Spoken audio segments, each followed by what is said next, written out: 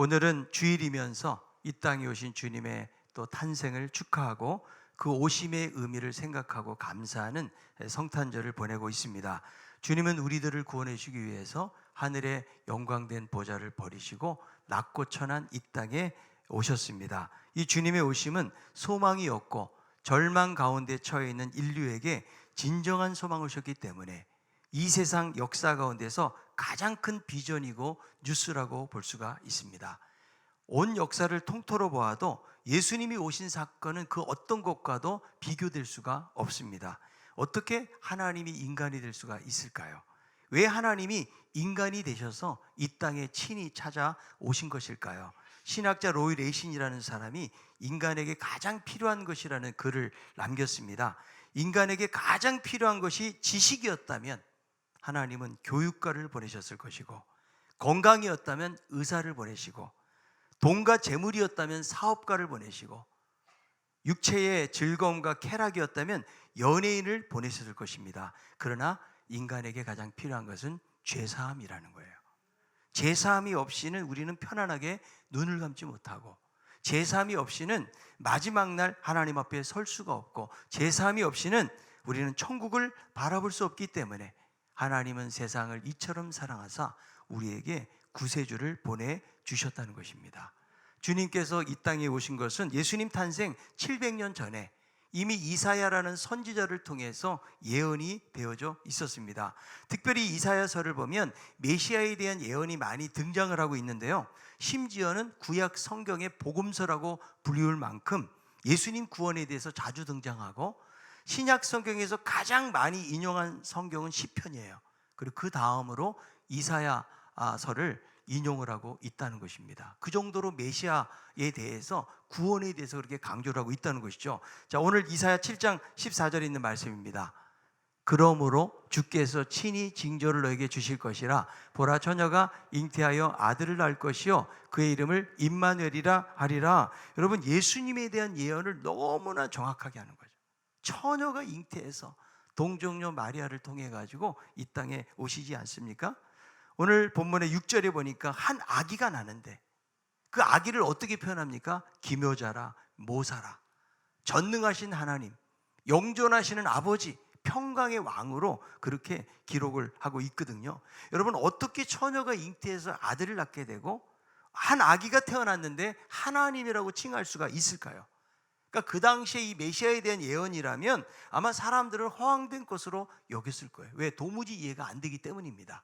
그런데 700년이 지나고 이사야의 예언대로 예수님은 한 아기로 이 땅에 오셨다는 거예요. 한 아기신 예수님이 이 땅에 오신 의미를 생각해 보기 원하는데요, 첫째, 이 한 아기는 흑암에 처해 있는 백성들에게 소망을 주시기 위해서 오셨다는 거예요. 이사야의 예언이 앞에 있는 7장 8장을 보면은요, 그때는 유다에게 이 아람 연합군하고 북이스라엘이 연합을 해가지고 그들에게 공격을 하기 때문에 상당히 위급한 상황을 다루고 있어요. 그러니까 어두운 심판의 내용들이 전개가 되는데, 이 9장에 들어오게 되어지면 희망의 메시지가 있어요. 무엇입니까? 메시아가 오심으로 어둠 속에 빛이 비춰지게 된다는 겁니다.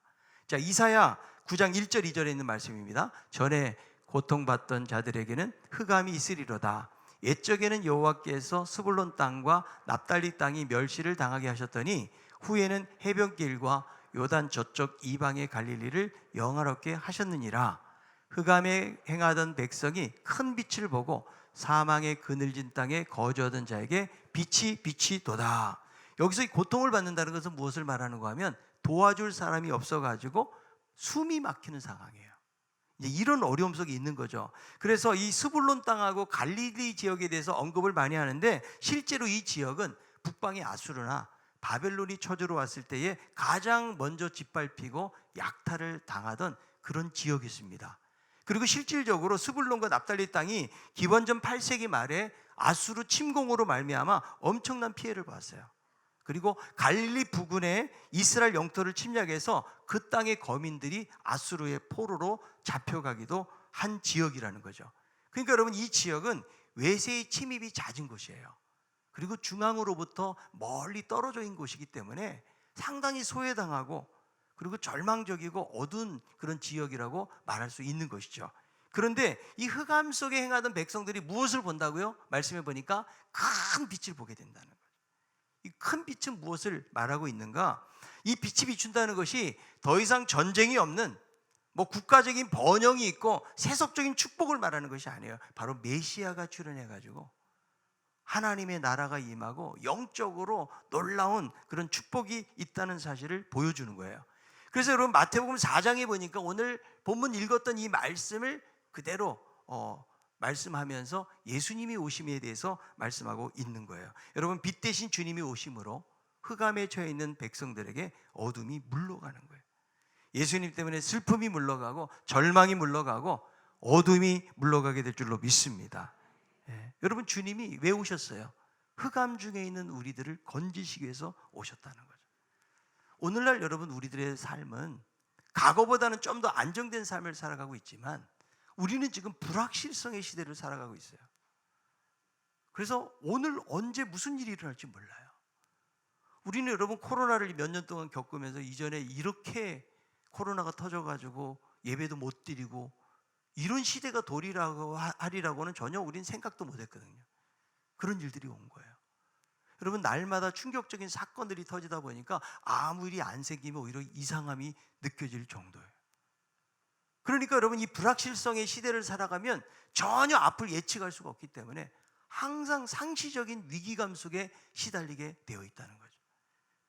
그래서 여러분 살면서 여러 가지 우리는 불안감 속에 살아가는데 국가적으로 사회적으로 어려움들이 많았어요. 여러분 개인적으로도 건강의 어려움, 경제적인 어려움, 회사에서 또 명퇴를 하고 또 자녀의 문제, 사업이 부도나고 또 사별을 하기도 하고 또 실업과 여러 우울증 이런저런 수많은 위기들 때문에 아프고 힘든 시간들을 많이 맞이했다는 거예요. 그래서 아마 저뿐만 아니라 여러분들도 살면서 느끼는 것은 참 산다는 것이 결코 쉽지 않은 것이다, 어렵다라는 생각을 하거든요. 물론 어떤 사람에게는 위기에서 느끼는 감정의 온도가 다르기 때문에 아무 문제 없는 것처럼 여길 수 있지만 그러나 어떤 사람에게는 작고 세세한 문제도 큰 폭풍우처럼 다가오기 때문에 그 문제 때문에 고통을 당할 수가 있다는 거죠. 그래서 우리가 참 힘들게 살았으니까 옆에 있는 분에게 한번 이야기합시다. 당신도 살아내느라 고생 참 많으셨습니다.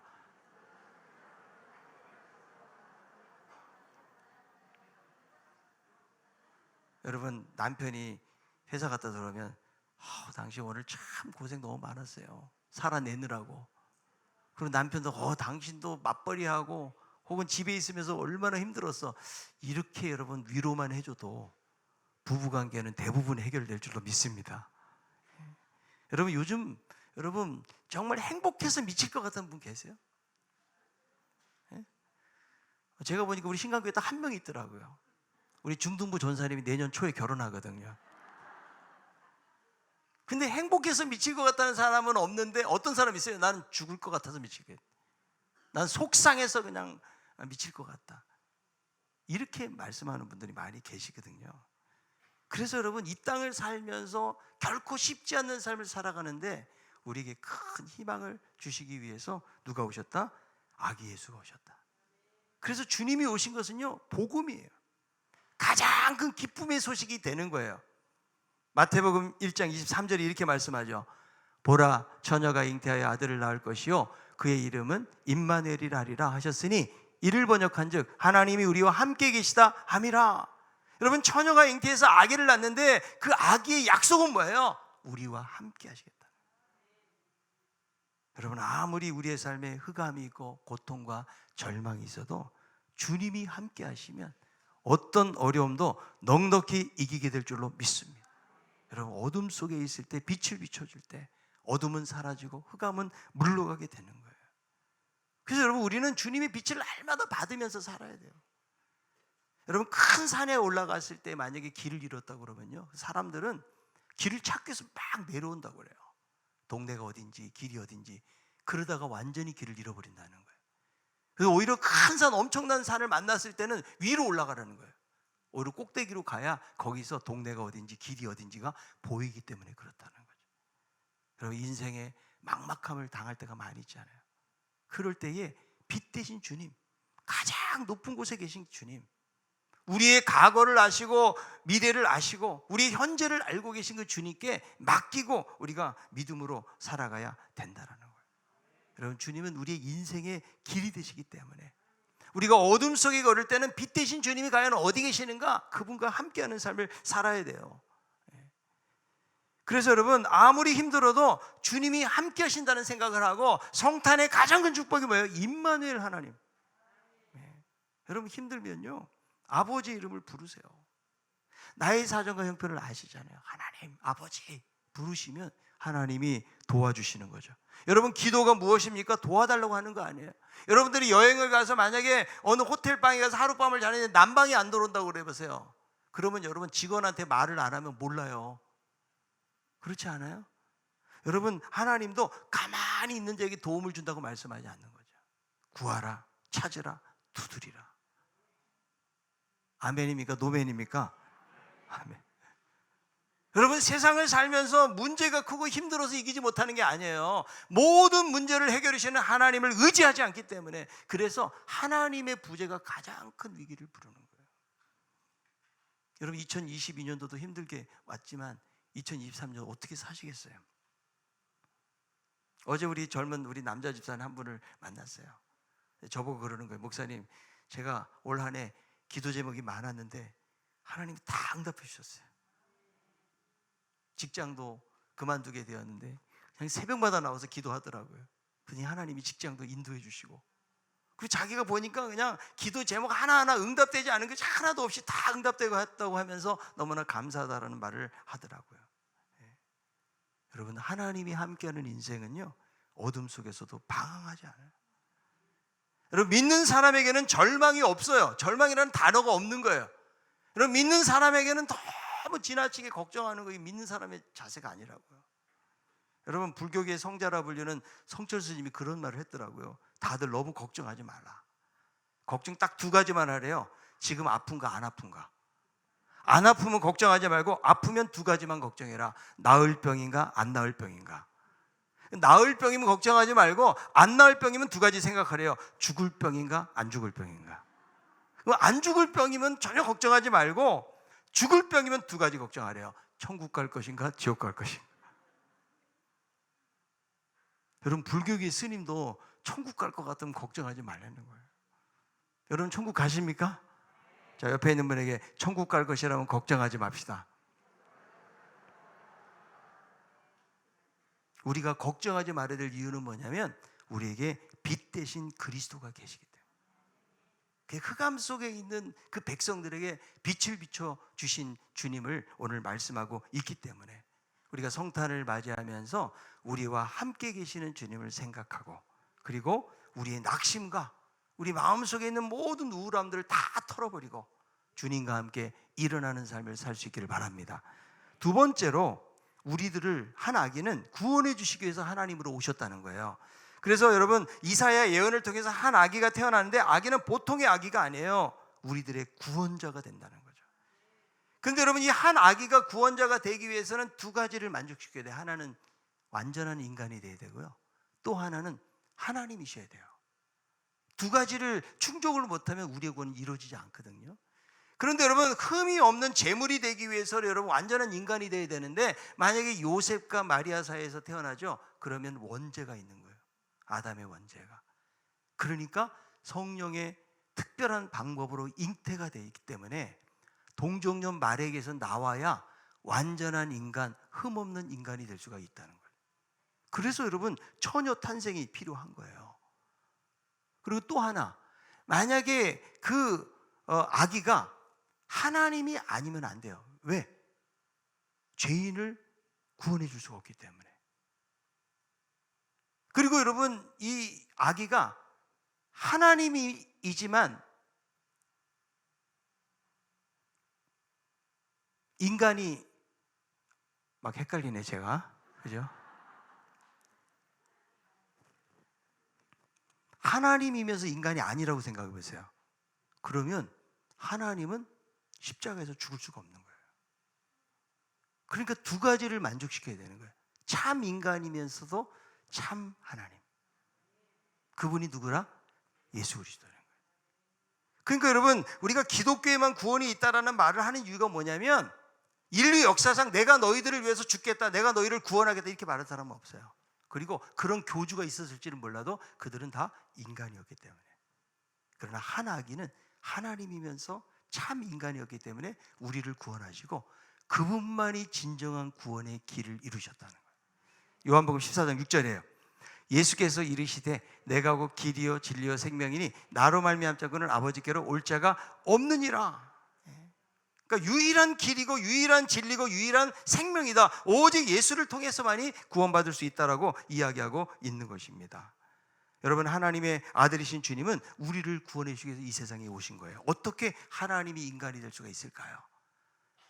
키에르케고르, 덴마크의 철학자죠. 우화를 하나 썼는데요. 옛날에 한 가난한 아가씨를 사랑한 임금이 있었거든요.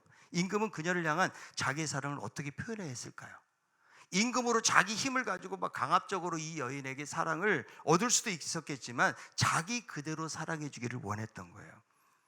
그래서 만약에 자기가 왕으로 나타나면 사랑하는 사람이 자유를 잃게 된다는 것을 알기 때문에 이 왕이 스스로가 평민이 되기로 결심을 하는 거예요. 그래서 왕위를 내려놓고 예복을 벗고 초라한 외투를 입습니다. 단순히 위장하는 것이 아니고 신분을 바꾼 거죠. 그리고 한 젊은 여인으로부터 결혼 승낙을 받기 위해서 하인의 삶을 시작을 하는 거예요. 평민으로. 여러분, 이것이 얼마나 큰 도박입니까? 그녀가 자기를 사랑할 수도 있지만 만약에 쫓아버린다면 영원히 그녀의 사랑과 함께 왕위도 잃어버리기 때문에 그런 것입니다. 여러분, 하나님께서 우리 인간에게 선택을 주셨다는 것은 하나의 비유로 이렇게 묘사하고 있는 거예요. 하나님이 우리를 사랑을 얻기 위해서 이 땅에 낮아지셔서 오셨다는 거죠. 여러분, 이거는 도무지 상상할 수가 없어요. 그러니까 초대교회 그 당시에 여러분 영지주의자들은요, 어떻게 그 하나님이 인간이 될 수 있는 거 받아들이지 못했다는 거죠. 이해할 수 없는 모습으로 주님이 오셔서 우리의 구원을 이루셨다는 거예요. 오늘 여러분 본문 9절에도 보니까 구원해 주신 한 아기에 대해 다양한 호칭이 있는데 메시아의 속성과 사역을 우리에게 보여주는데, 자, 이사야 9장 6절에 있는 말씀을 한번 읽어봅니다. 이사야 9장 6절. 이는 한 아기가 우리에게 낳고 한 아들을 우리에게 주신 바 되었는데 그의 어깨에는 정사를 메었고 그의 이름은 기묘자라 모사라 전능하신 하나님이라 영존하시는 아버지라 평강의 왕이라 할 것임이라. 여러분, 그 한 아기는 구원자인데 기묘자 모사라고 이야기하죠. 이것을 여러분 NIV 성경에 보면 놀라운 상담가라는 거예요.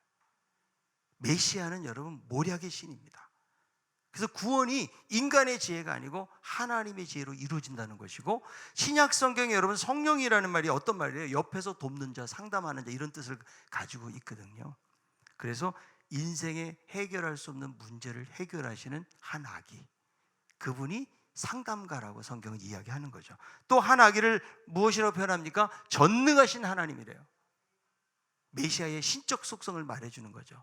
그래서 여러분 동방박사 여러분이 와서 황금과 유향과 모략을 드리잖아요. 왕에게 바치는 거예요. 한 아기에게 경배를 해요. 그분이 바로 하나님의 아들이시기 때문에 그런 거예요. 그리고 한 아기는 영존하시는 아버지다. 영원한 아버지라는 뜻인데요, 이것은 육신의 아버지라는 뜻도 있지만 고대 근동에서는 보호자가 된다는 말이에요. 그래서 이 고대 근동의 왕들은 자기 백성들을 향해서 자기가 아버지라고 칭했던 모습들을 볼 수가 있거든요. 그러니까 이 메시아가 오셔서 영원한 아버지가 되시고 우리의 구원을 이루어 주실 거라고 그렇게 예언하고 있는 겁니다. 그리고 마지막으로 한 아기는 평강의 왕이다. 그래서 우리의 왕이시고 그분이 우리에게 진정한 평강을 주신다. 이 평강을 여러분 샬롬이라고 그러는 거예요.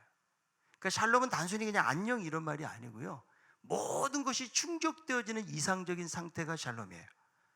그래서 이스라엘에 가면 딱 한 가지 알아둘 수 있는 말, 샬롬. 그런 샬롬을 그들은 기원을 하고 있지 않습니까? 그래서 여러분 메시아가 오심으로 평강이 이루어진다. 여러분, 평안이 인간의 힘으로는 만들어지지 않아요. 이 세상엔 역시 끊임없는 질시와 반목과 전쟁과 갈등이 그치지 않고 있다는 거죠. 누가 오셔야 돼요? 오직 예수 그리스도가 오실 때 진정한 평안을 이루게 되어진다. 여러분의 가정은 평안하십니까? 아멘 안 하신 분들은 맨날 싸우고 있나요? 우리가 나는 개인적으로 신앙이 좋을런지는 몰라도 가정에 안에서 하나 되기도 쉽지가 않아요. 거기에 그리스도가 오셔야 돼요.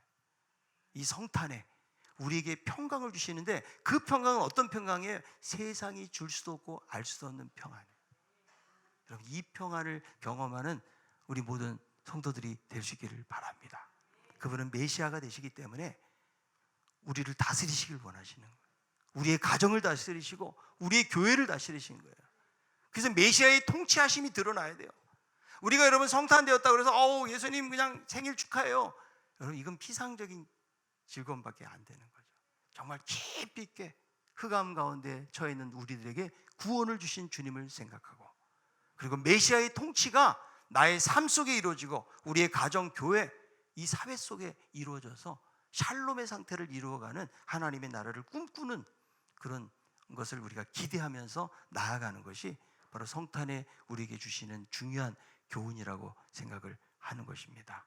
이 성탄을 맞이하면서 다시 한번 그리스도의 사랑에 감사하는 마음을 갖는 우리 모두가 다 되기를 바라고, 한 아기가 구원자로 와서 이 땅에 싸움과 갈등이 많은 세상 속에 진정한 평안을 주시는 하나님의 평안을 경험하는 우리 모든 성도들 될 수 있기를 바랍니다. 그리고 우리 주변에 여전히 예수가 없어서 죽어가는, 평안이 없는, 날마다 싸우는 여러 가지 고통 가운데 있는 그들에게 이 성탄, 예수 그리스도의 탄생의 기쁨의 소식을 전하면서 살아가는 우리 모두가 다 될 수 있기를 바랍니다.